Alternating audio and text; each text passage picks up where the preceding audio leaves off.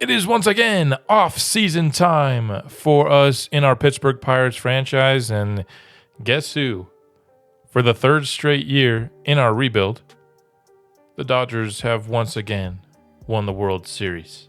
Something I haven't been doing that I probably should do a better job of is keeping track of just some of the best performances around the league by going through some of these awards every season. I haven't really paid too much attention to it so far, and again, I think I should have been doing better, but we really haven't had anybody that has been considered for awards. We did get James Waylock for third place Rookie of the Year this year, but with Jazz Chisholm's performance, I can absolutely see him getting a Silver Slugger. We got a Gold Glove pitching award for Mitch Keller. Fun little award there, but as we go through the awards here, I just think it's something that I'll be doing a better job keeping track of, just so you can see not only how our players are doing, but some of the best performances around the league, as the Gold Glove right fielder is currently on the AAA team for the White Sox. You'll love to see it. Now to Silver Slugger, though. This is where I think we have a chance to win an award with Jazz Chisholm, and that is exactly what happens. Coming to the Pirates on what was really a fairly risky deal, but it ends up working out for us in a major way in year one. Super stoked to have Jazz on the squad. As far as exclusive free agents this season, we have Oviedo, Castro, and Bell. Castro and Bell we're letting go, which will free us up one outside asset slot, with Willie Castro now being off the team. I'm not opposed to trying to bring an Oviedo back. I'm just not willing to commit to offering him a contract at this stage in the game. I think he's pitched solidly. Definitely like good numbers for a 4-5 pitcher for sure over the last couple of seasons. Walks, can be a problem with this guy sometimes, but I wouldn't be opposed to bringing back the 30-year-old. Again, I just maybe want to see what my money situation is after all the arbitration and stuff like that before I commit to giving him an offer. All right. Decisions have been made on all but 4 players. Those 4 players are Jared Jones, O'Neal Cruz, which the decision has been made. It's just not to offer him arbitration. Billy Fink and David Yan. These are the players, the 3 players that I am considering going further than 1 year with this offseason. Before I do any of that, though, I think it's finally time to trade away O'Neal Cruz. And what kind of team would be willing to spend the money it requires in the final year of arbitration to see if O'Neal Cruz has it? I think there's a clear answer, and that answer is the Dodgers. They have an infinite payroll. Their outfield is not all that impressive. It's the rest of the team where they really shine here. And so I think this would be the team that could take a chance on O'Neal Cruz. Now, I don't really want what the Dodgers have on offer. I do want what the Padres have on offer. They have Jackson Merrill at center field, though, and they also have a shortstop handled with Xander Bogaerts. So they're not a great fit for O'Neal Cruz. But I've cooked up a little bit of a 3-team trade that will net us the reliever that I wanted.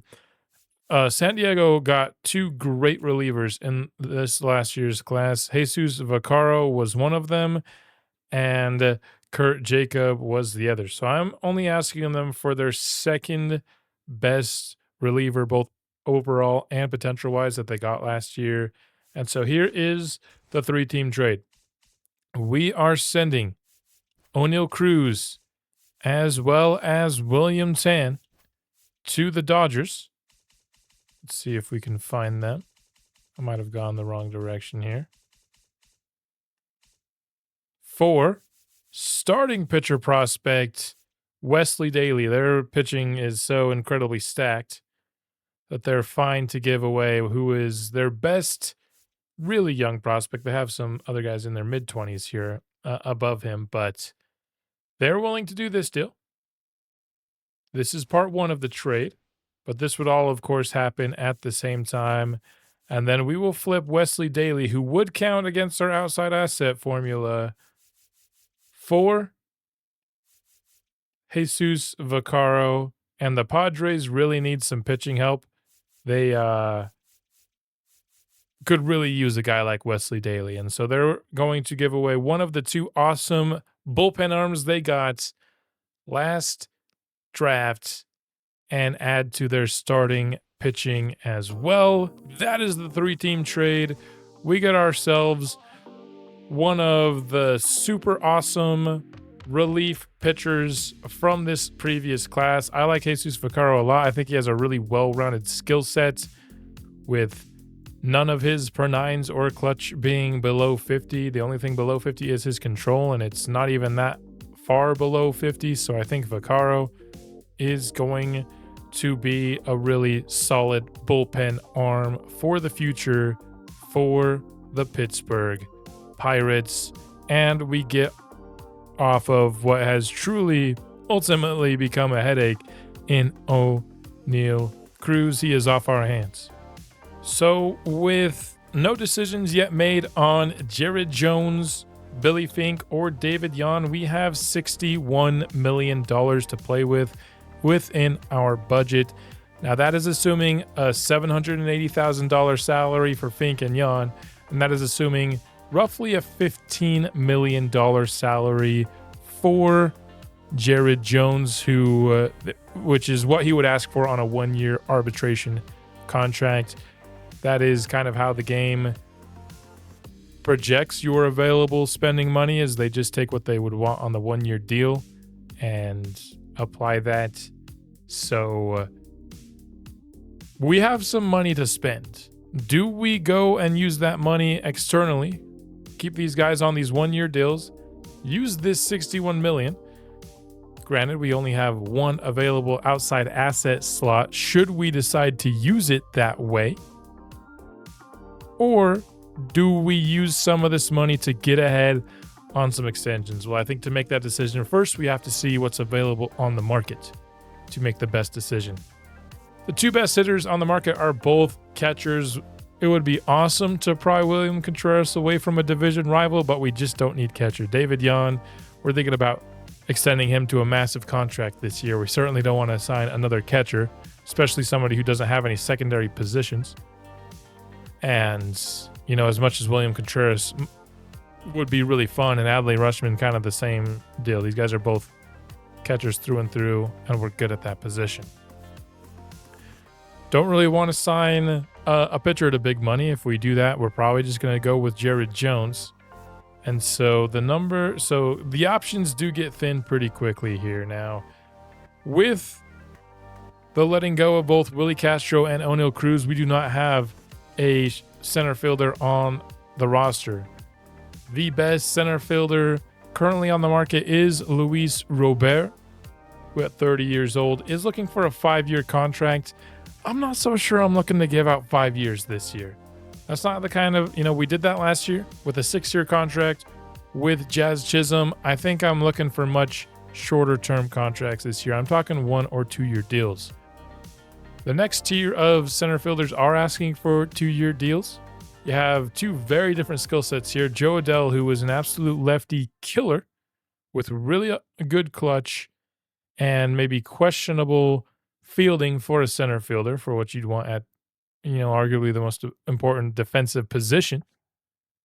And then you have Taveras here, who is pretty much all defense. Now, he did get some pretty massive upgrades last year, plus 20 to his hitting against lefties overall. He is a switch hitter. And he hit 700 OPS, which is something he hadn't done since in the previous 3 seasons. Now he had really small sample size in 2026 and 2025. This is the first year he kind of had a full-time job in this franchise rebuild, and I think he did pretty solidly. So do you give the kind of defensive player some money here? Another guy that I really like that wouldn't play center field but could play some first, maybe some second. He was brought up last year. He's an older player for sure, but he's also asking for just that 2-year deal. I could maybe even get it to 1, maybe. Brandon Lau here is on the market. He's a consistent 20 home run hitter. We only had 2 of those on the roster last year. I think Billy Fink for sure is going to add to that. Maybe David Yan. But a good offensive player here, even solid defense, especially if you're asking him to play first. That is an option that I find intriguing here in this offseason. Some of the other more intriguing players, like maybe a Brendan Donovan, he's asking for 5 years. Maybe a Lars Nootbaar, he's asking for 5 years. I get why.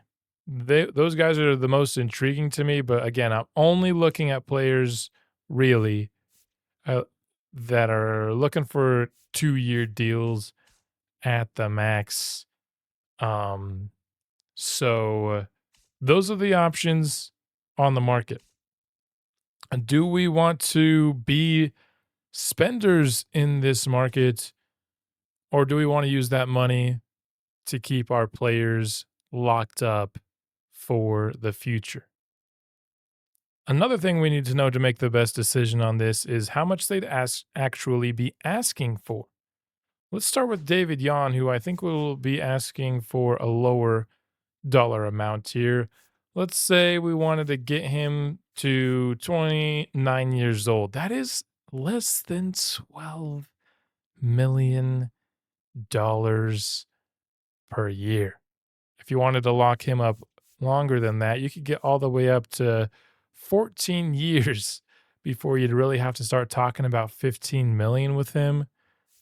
I mean, I could really be convinced on a 12-year, 14 per contract with a David Yan that would keep him really through his prime with the Pirates. That is pretty risky though. Maybe a 9-year, you can get that at 12 million pretty easily. That is intriguing. Billy Fink, if you want to get him to 29, what do you got to be paying? That is much more expensive already. He has 0 years of MLB service time, and you're already talking about on a long-term contract, north of $20 million per year. Now let's go to Jared Jones. If you want to make him, I would think maybe a sensible 4-year offer, you're probably talking about getting close to that $100 million mark with him at $25 million a year on a 1-year deal. If you just want to pay him, arbitration, you're looking in the neighborhood of $15 million. All right, I think I'm just going to do it. We're going to give Billy Fink an absolute bag after his MLB debut was just, this last August. It comes with a certain level of risk, but I'm so incredibly confident that Billy Fink is going to be a monster that I think it'll be very difficult for us not to get good value on this contract. If you look at a deal like a Bobby Witt, if you're looking at, other long-term shortstop recent deals, his was for 11 years, somewhere around, $26 million per year. They had a bigger sample size, so we get him a little bit cheaper and for 1 less year. I mean, we could go for an 11th year if we change up the money a little bit, but I'm thinking 10 years is a good contract here for Fink. He'll still become a free agent at 29. That's still certainly young enough to get another massive payday, another probably 10-year contract he could get at that point. So this is the offer for Billy Fink, 22 per year for a decade. This one's definitely riskier, but I think I'm going to offer it as well. I mean, $12 million a year. I think it's not going to be hard for David Yan to earn that level of contract, even if he never becomes an absolute star offensively. If he can be a great defensive catcher that posts solid offensive numbers, that's still going to be worth $12 million a year. And so I just think for the point in the franchise that we are, getting a lot of players that are set to make their debut in the next couple of seasons, getting two, I think, of our key top tier players locked up. You can't do this with every player, but I'd certainly call Fink and Yan. If you're talking about 5 Pirates on the team right now that you are confident you'll be building around for the next decade, these two are both names that you're coming up with. So locking them down was going to be a priority. I wasn't 100% sure I'd do it with Yan. I was pretty confident I'd do it with Fink.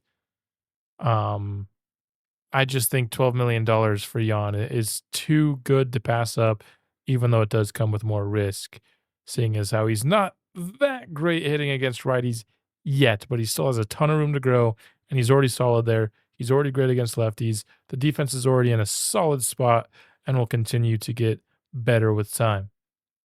And all that leaves us here, in-house at least, is Jared Jones. And I think the question with this is, do we plan on keeping Mitch Keller around, who's been better so far in the rebuild but is 31 years old, or do we plan on keeping Jared Jones at 26 years old? Here's the reason I think it comes down to this. Bubba Chandler will be here to replace Yohan Oviedo. And if he doesn't quite work out, Hunter Barco can maybe fill that same role. We have Pete Good, who is the eventual replacement for Jesus Luzardo. And then you have Thomas Coyle, who will be the eventual replacement for one of Keller or Jones. That's kind of what I see it over the next couple of seasons, how some things could be shifting here in our organization pitching-wise. And so one of these guys we're likely to keep for the next several seasons. Mitch Keller, last year of his deal. Jared Jones, we have this year and next year in terms of team control on him. Likely only going to be able to bring back one.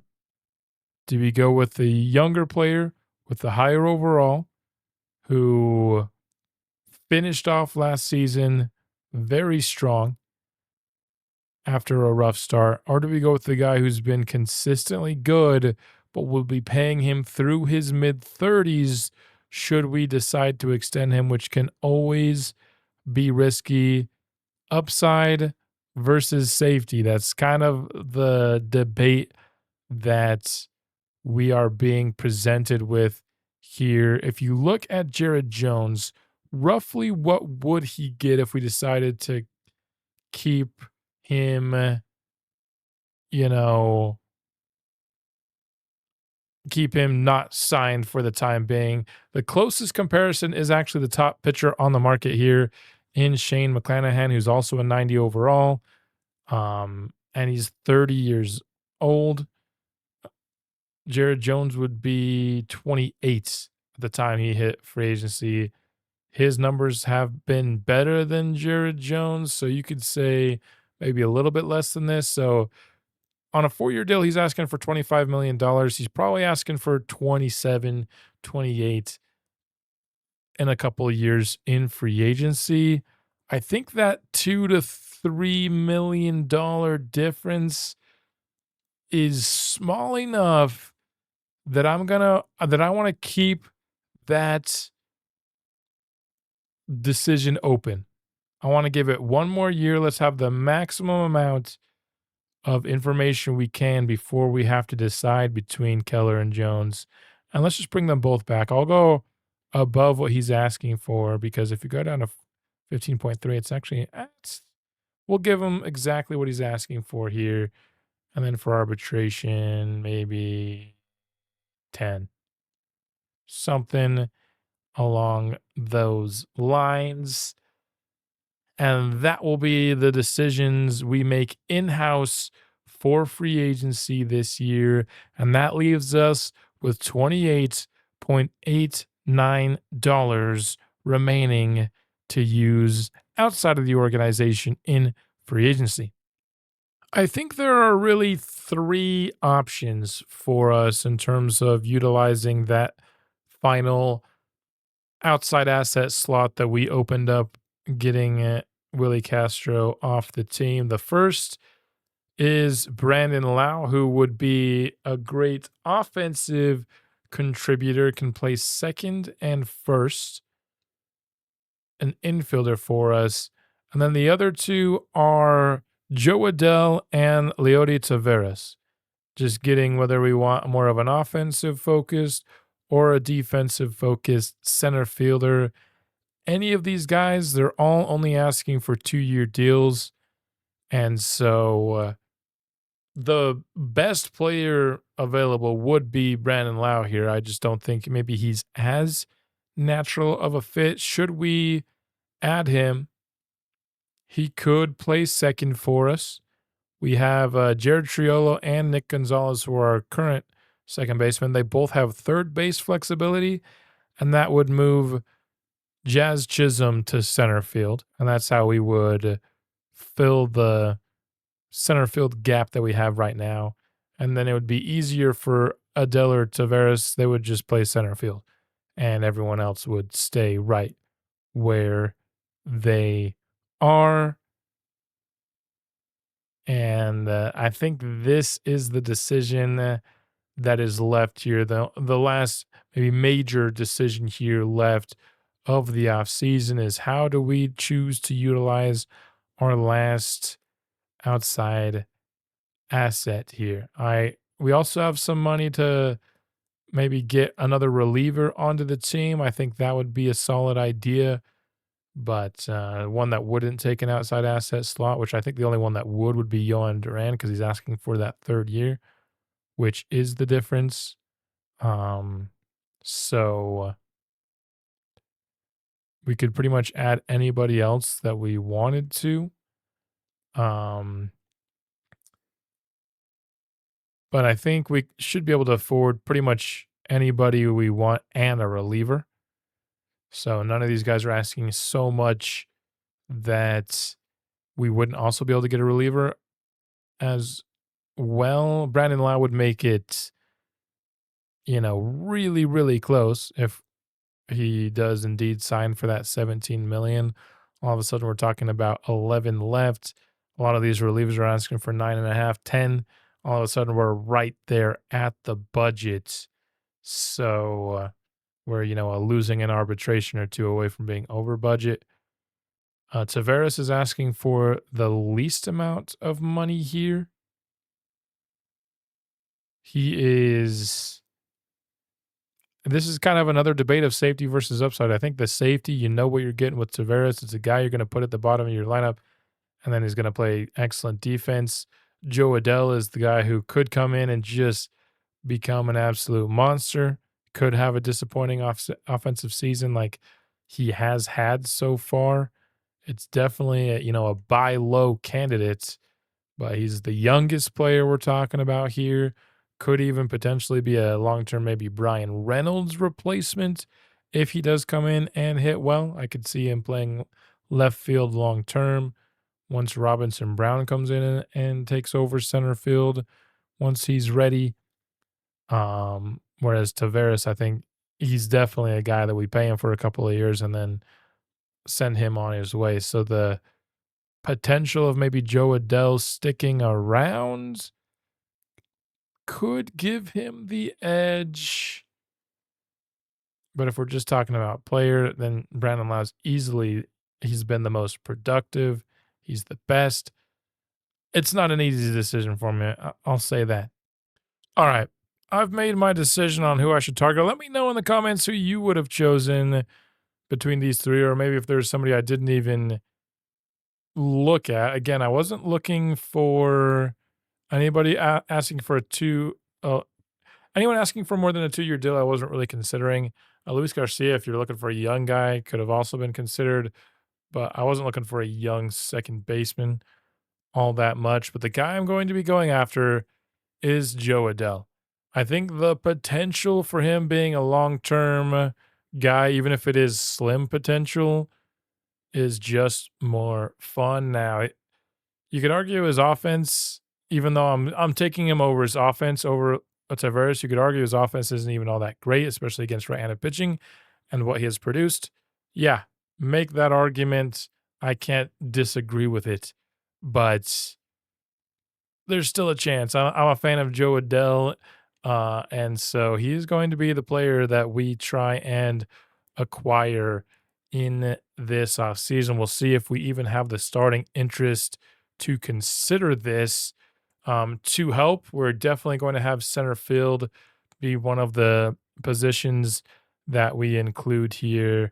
I'm also going to put relief pitching, and I'll also, just for the heck of it, put first base as our 3 positional needs. In terms of team needs, I'm going to go power. I think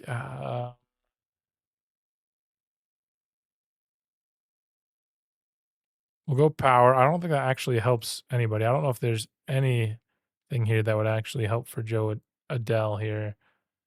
And we'll go right-handed pitching, and those will be our team needs. I'm surprised power doesn't work for him. I guess it's just his power versus right is low enough. But power is definitely something that we need, and he offers it at an elite level against lefties. And he's coming off a bad year against righties, but I think he can rebuild it. And then for the second player, I have my eyes on Will Vest. He just won reliever of the year and was an all-star last year. He's coming off of an insane year. All he wants is a 1-year contract. I'm going to see if these 2 players want to come to Pittsburgh for a season or 2. A week later, and we have our starting interest for these players. Will Vest isn't all that high. We would take until week 3 for him to get enough interest to sign.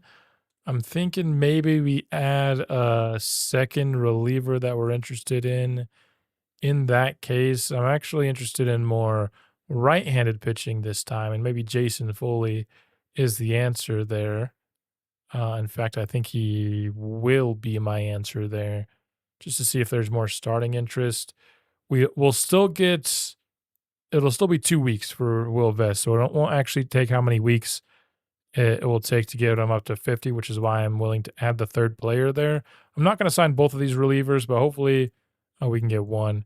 Joe Adell, however, starts with 63% interest to sign. Now, we could try and go for a 1-year prove-it deal, but I think 2 years is good. I think we're just going to offer him exactly what he wants here. I don't believe he's quite as, desirable as a Jazz Chisholm, where I felt like we had to be aggressive and just kind of offer him our max right off the bat. I think with Joe Adell, we can maybe be a little bit more conservative, just offer him what he's asking for and see if he accepts it. And then we'll go for a week here. In fact, what I might even do is just see if that extra motivation boost from Jason Foley can make a difference, since we already know Joe Adell has a decent amount of interest right from the get-go. Yankees adding Justin Steele, 88 overall. He gets just a 1-year deal for $28 million, coming off more of a down season, looking to rebuild value on a 1-year contract. We have an incoming decision for Joe Adell. It is not quite enough yet, so we might have to move him off of that third spot, continue to build some motivation, because I'm not super interested yet in increasing the offer all that much. So right now, I think the best thing we can do is just increase his motivation to sign so that maybe he'll sign for the same contract. I'd be willing to go up a little bit of north of 15, maybe like up to 16, big whoop, a little bit higher, but that's probably where I'm at with Joe Adele. Probably not willing to add any years. We have heard through the grapevine that the Brewers are looking to add Adley Rushman. Why not just keep Contreras? Maybe they're going for both, hoping that they'll just get one of them. I don't know, but we're not interested in adding Adley Rushman. We just don't have the money, first off. So Foley does have interest. That is intriguing. So I think we'll bring him back down to third in that case. Not going to offer a contract yet. I think we'll get a last chance opportunity if he's about to sign. Hoping that the 66% will go enough to get, there you go. 15.6 gets 2 additional percentage points, so $600,000 more per year, an extra 0.2 on the contract in total. We'll see if that does anything. It's not, much of a difference from our perspective, at least in terms of Joe Adele, the difference between 15 and 15.6. And we'll keep these relievers because I would like Will Vest more. So I'd like to offer him a contract first, if we can help it. Athletics want to offer us a trade. I'm interested in just hearing what they want here. They want to give us Antoine Rosé. They want to basically trade a third baseman for a pitcher. I believe this is just a lateral move. I don't really. What's our third base situation? We have a lot of third basemen. I don't think we need Antoine Rosé. He's got great discipline and clutch and is a great fielder. But it's just like a who cares kind of move. So I think I'll be good on this. Joe Adele has come to a decision and he still says no. That is interesting. I thought honestly we'd have him by now. Taking a look here. So we have gotten contracts signed for Billy Fink and for David Yan here. $12 million through 2036 for David Yan and $22 million through 2037 for Billy Fink. Big time investments from the squad there. Jared Jones has also signed his $15.3 million deal. In fact, everybody except for these two players have just signed their 1-year deal. I'm going to offer them an extra $100,000 each. I just want to avoid arbitration where I can, because it's just a little bit lets me have a better understanding of the budget, because sometimes when you do go to arbitration, it can end up messing with your budget. You plan for a certain budget, players get more than you were planning on because they win arbitration, and it screws up your budget, especially when we'll be playing pretty close to our budget this year with the signings that I'm planning to make. Joe Adele is up to 71%. I'm going to offer him the exact same thing.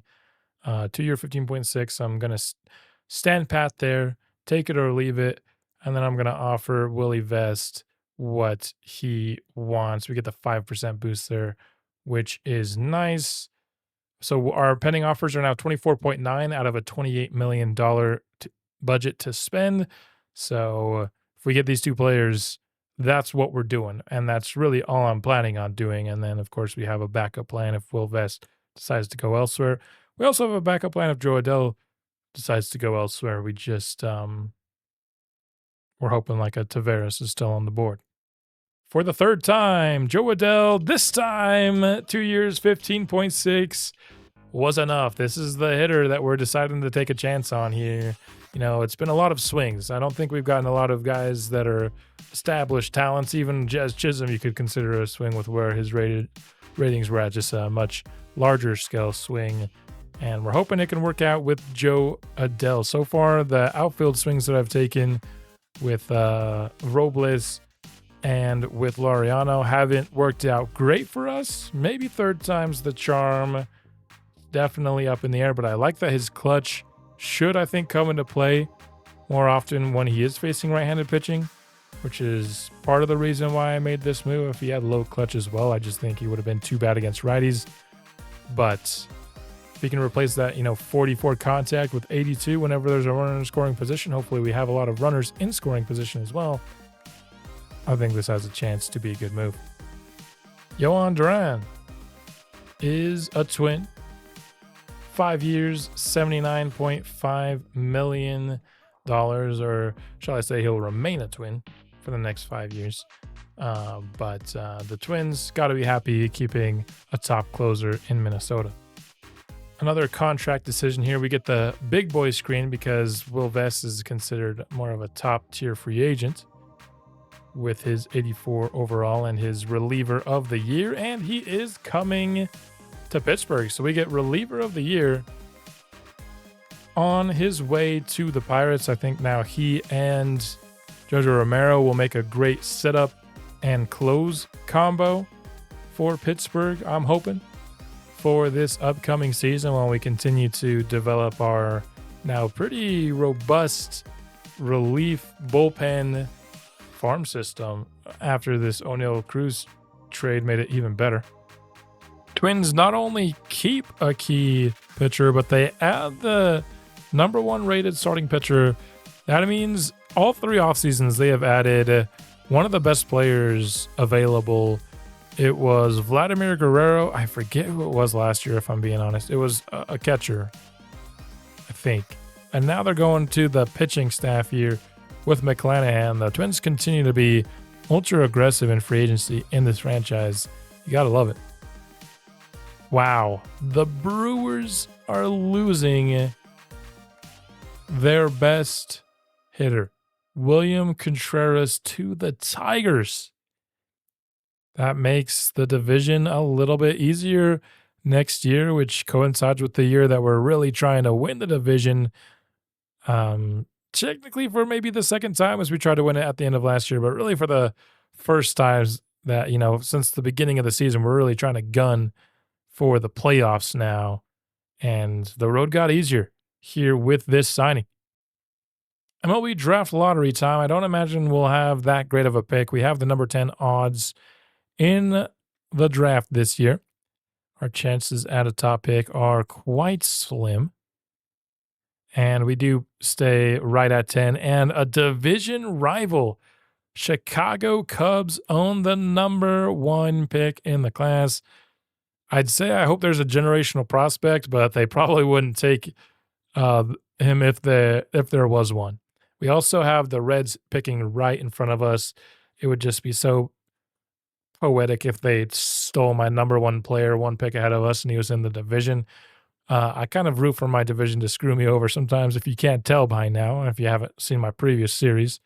I love when the division make things difficult. But Cubs at 1, Reds at 9, us Pirates here at 10, Brewers at 16, and the Cards all the way at 23 for this upcoming draft.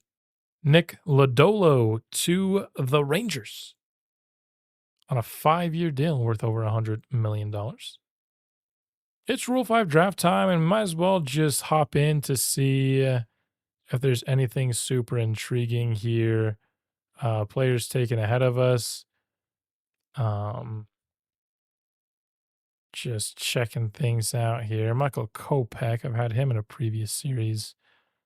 76 overall pitcher is a pretty solid pickup here.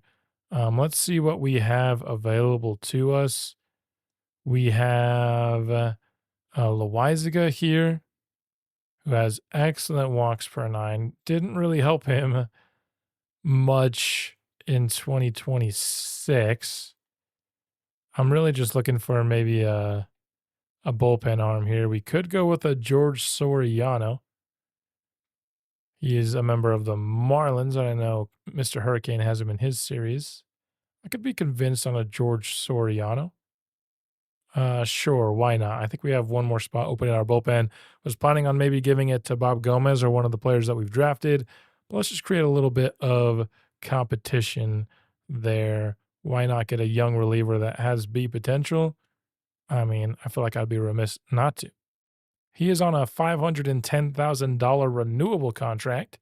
We have another renewable year next year as well.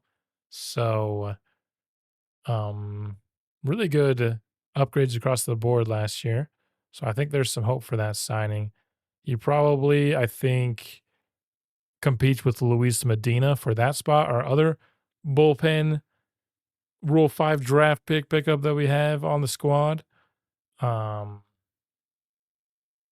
And also competing with a guy like Peter S for a spot as well. So not a guarantee we'll keep him. We might be sending him back to Miami at some point, but for now, solid addition to the bullpen. Teoscar is going back to the Dodgers where he's played since 2024, coming off a 26 home run season, his lowest as a Dodger so far, 35 years old, and getting a really nice one-year deal. The Brewers do end up signing Rutschman. Early on in the process, they were rumored to be interested in him. I thought they just why not just bring back Contreras, but they will replace Contreras with Rutschman on a 6-year deal, just getting over that $100 million mark. The former Oriole is headed to the division, so maybe the division won't be that much easier after all. Rutschman is more of a lefty specialist as a hitter at least, but great plate skills, solid defender, and a fun new addition to the division. Twins retaining Pablo Lopez. So they had a couple of key free agents. They retained both of them while also being able to add. So a clutch off season for Minnesota. I don't know what their budget is, but it's certainly not all that small. Good old Sandy has really rebuilt his value in this franchise rebuild up to an 89 overall to the Mets for practically a $100 million deal for 4 years. Michael King getting a 2-year, $51 million deal with Boston.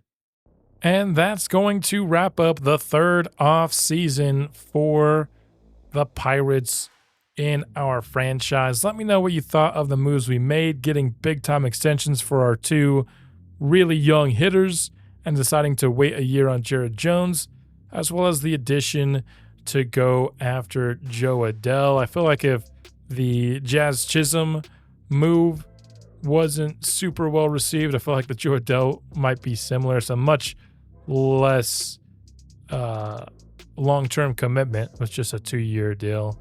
I really thought about going for the other players, but Joe Adell is the only guy that I thought I'd be interested in bringing back on another contract. The other 2 players that I had in mind, probably both better for the 2-year deal. But Joe Adell, if he can build up his offensive value with us, like I said, could be a long-term left field kind of guy. And I know we do have Pedro Ponce, but he's coming off an Achilles tear. So you never know what that is going to do for a player's development. And so one thing I want to do to finish off this off season, though, I just want to get an update on the division. Every now and then I just want to see what's happening with the division. How have some of their young guys developed? What's the status of their farm system, etc., etc. Starting here with we'll start with the Cubs, who are on the far left of this division. Their top player is now Shota Imanaga and Porter Hodge in that second. So they don't have anybody above an 87 and only one person above an 85 on the team. Pete Crow Armstrong is their best young player right now, 25 years old. Not coming off the best season, though. He actually went down in overall. If you want to look at prospects, they added the closer, Jim Guillen, who is going to be a really fun player. Moises Ballesteros is up to a 75 overall. Let's see. If we just sort maybe by potential, going for some young guys, they have Sherwood Shields excellent power versus lefties. Didn't develop it any this year, though. Has some other things to develop for sure. Pablo Cabrera. So they've got some bullpen arms that are really promising. Also, Adam Kelly is a solid closer. Let's go back to sorting by overall here. They have, these two young pillars, Ellie De La Cruz and Hunter Green, remain the top players for Chicago. For Cincinnati here, Matt McClain up to an 86 overall at this point. Rhett Lauder is an 84. Andrew Abbott is an 81.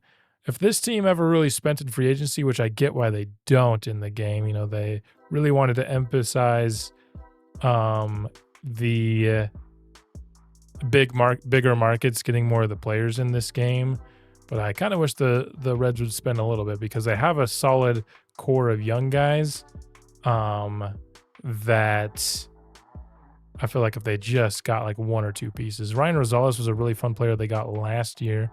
He's up to a 75 overall. He only has 82 potential, but already such a good offensive player for this team. Moving on down the line, we now have the Milwaukee Brewers, who swapped out, awesome catchers. Jackson Chourio is now at 89 overall at 23 years old. Going to be a player for them, really, for the rest of this rebuild, and he'll continue to grow. If you look more at potential guys, Frederick Gonzalez is up to a 71, another outfielder for them, on base guy for sure. In terms of another young guy, Peter Takatsu, third base, has a long way to go yet still, and they haven't maybe gotten quite as many intriguing players. Nelson Ma has some intriguing power, though, for sure. No doubt about it. There we have our team. And now let's go to the St. Louis Cardinals, who did spend big when they came to Skubal last year, and they got another good year from him for sure. I want to see us go up against him next year. Is something that I certainly want to do. This is a team that's getting some decent development for some of their young guys for sure. If we sort by potential here, Abe Bird up to a 69 overall. Nice. They have JJ Weatherholt here, who got really nice development. 8 contact versus right, and then 8 power versus left last year. And that's some solid stuff there. And that's pretty much it for the division here. I think the Cardinals still have a pretty solid core of players. They've swapped some of them out for sure. The Lars Nootbaar and the Brendan Donovans and the Nolan Arenados are no longer here, but they still have some solid players on their team, no doubt. But I think the Brewers are looking like our strongest opponent next year, and then if the Reds decide to add a piece or two, they could certainly, I think, start to be really good as well. But I think we're in a pretty good spot to be very competitive towards winning the division this year with the squad that we have.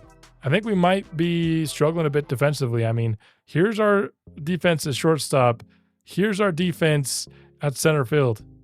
That could be dangerous, but I'm hoping that we can have a much more exciting offense than we've had up to this point in the series. Signing off for this episode. I'm unsure yet whether or not I'll be live streaming spring training, but I'll give you some heads up if I do. If not, I'll see you for season 4. Until then, let's go Bucks.